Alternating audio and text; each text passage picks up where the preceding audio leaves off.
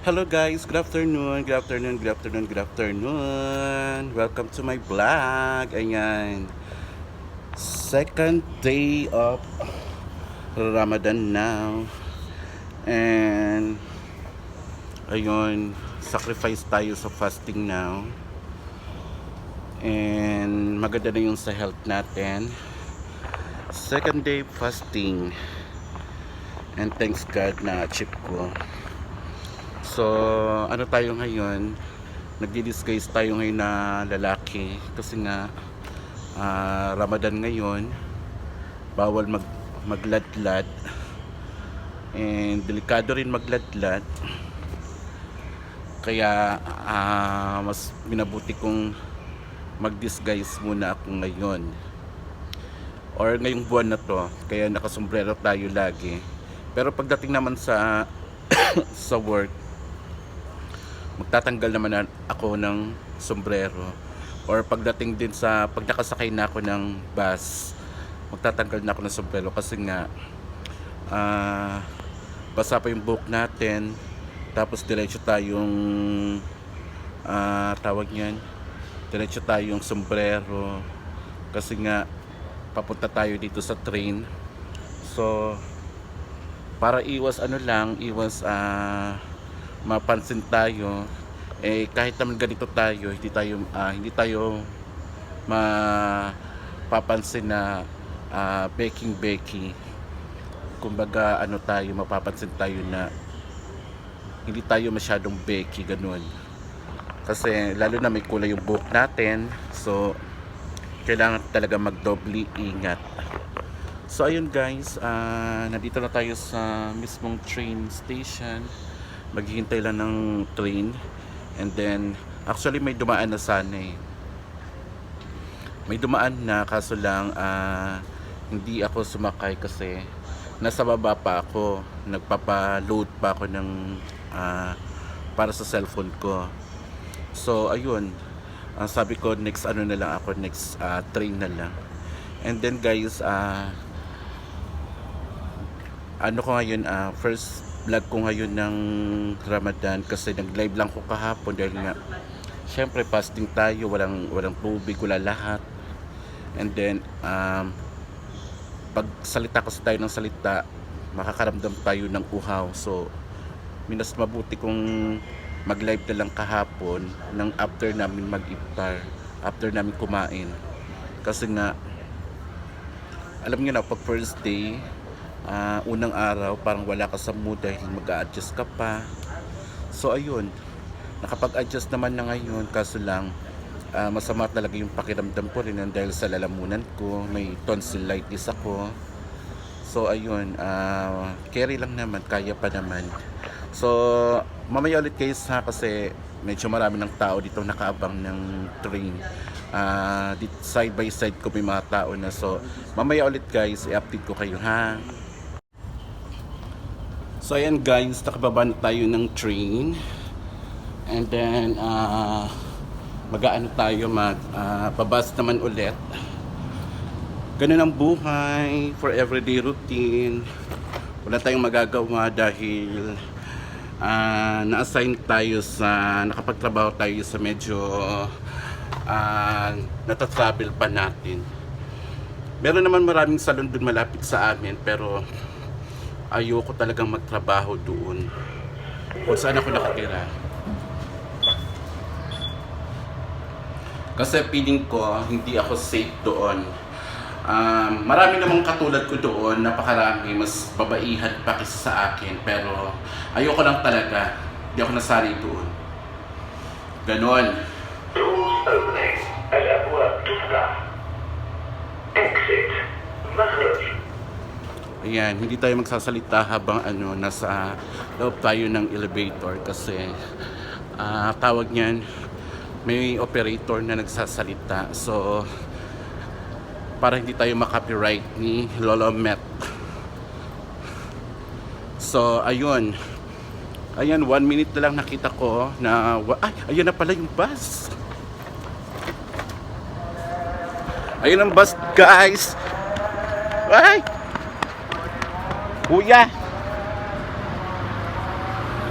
Iniwan pa ako. Naiwan tuloy ako guys. Naiwan ako ng bus. So wala tayong magagawa. Maghintay tayo sa next sa next batch. Sa next batch ng bus. Kasi yung driver hindi lumilingon. Hindi lumingon yung driver. Wala naman masyadong pasahero. Ewan ko kung bakit. Nagmamadali siguro yung driver na yon. So, ayun, no choice tayo. Dahil pasahero lang naman tayo. Hindi naman tayo driver. Ganon. So, Sunday today. Ganon talaga ang buhay. So, actually guys, kagabi, super late na ako nakauwi. Mga 12 na yata ako nakauwi. Past 12 na ako nakauwi. Dahil sa sobrang busy din kahapon sa salon. And then, natapos ako mag-work 11:20. 11:20, so pahirapan na sa bus niyan. Pahirapan na, and then ang train din, wala nang train kasi actually ang train, magko-close ang train 11:30. So 11:20 ako nakalabas, and then magta-travel pa ako ng bus, mga 15 minutes ang travel ng bus. So hindi ko na talaga naabutan. Nakapasok pa ako mismo sa loob ng train, kaso lang yung train wala na talaga. So no choice talaga kundi bumaba at mag-bus ulit. Actually hindi pa ako nakapag-bus nung pagbaba ko ng train kagabi. Naglakad pa ako ng dalawang metro station. Naglakad ako, and then pagdating ko sa pinakadalawang train station, doon ako sumakay ng taxi para mas mura lang yung babayaran ko. And bumili na rin ako ng KFC para hindi na ako magluto sa pagdating ko sa bahay. So KFC na lang ang kinain ko para dire-diretso na, kasi nga kung magluluto pa ako, mahaba na yung oras. Then alam niyo naman, fasting ako. So gutom na talaga ng mga time na yan, kaya mas pinili kong bumili na lang ng KFC. So ayun, after nun, nag-chill na lang sa bed ko. Nakinig ng music, nanood ng mga palabas sa Facebook or sa YouTube, ganon. So ayun, and after nun, uminom ng gatas, and then sleep na. Then ayan, going to work na naman ulit. Pero talaga ang buhay guys. Pag buhay OFW ka talaga. So mamaya ulit guys, i-update ulit ko kayo pag nakababa na tayo ng bus, or kung ano man yung masakyan natin ngayon, mag-taxi na lang ba or bus. Pero para mas tipid tayo, mag-bus na lang tayo, no? So maghintay tayo kahit maliit tayo. Total Ramadan naman today. Ramadan naman ngayong month na to. So yung mga tao nag-a-adjust pa sa sa oras yan, dahil na mga fasting ang mga tao. And then ako, masakit yung lalamunan ko kasi nga supposedly ayoko talaga mag-vlog pag mga ganitong okasyon, kasi nga hindi ako kumakain, hindi ako umiinom ng tubig, na kahit anong pwedeng ipasok sa bunganga bawal, kasi nga pag fasting ka, kailangan mong panindigan. Fasting is fasting talaga. So mamaya ulit guys, i-update ko kayo pag nakasakay na tayo or nakababa na tayo ng bus. Okay? Mwah! Mwah! So ayan guys, nakababa na ako ng bus, and malapit na nga ako actually dito sa working place ko. And hindi na ako nakapag-video kasi nga mas lalong sumama yung pakiramdam ko sa lalamunan ko. Pero ano lang to guys, dahil lang to na uuhaw ako, ganon. So ayun na nga, medyo parang nafe-feel kung wala pang masyadong tao yung salon namin, kasi nakikita dito kahit nasa malayo pa ako. Ayan,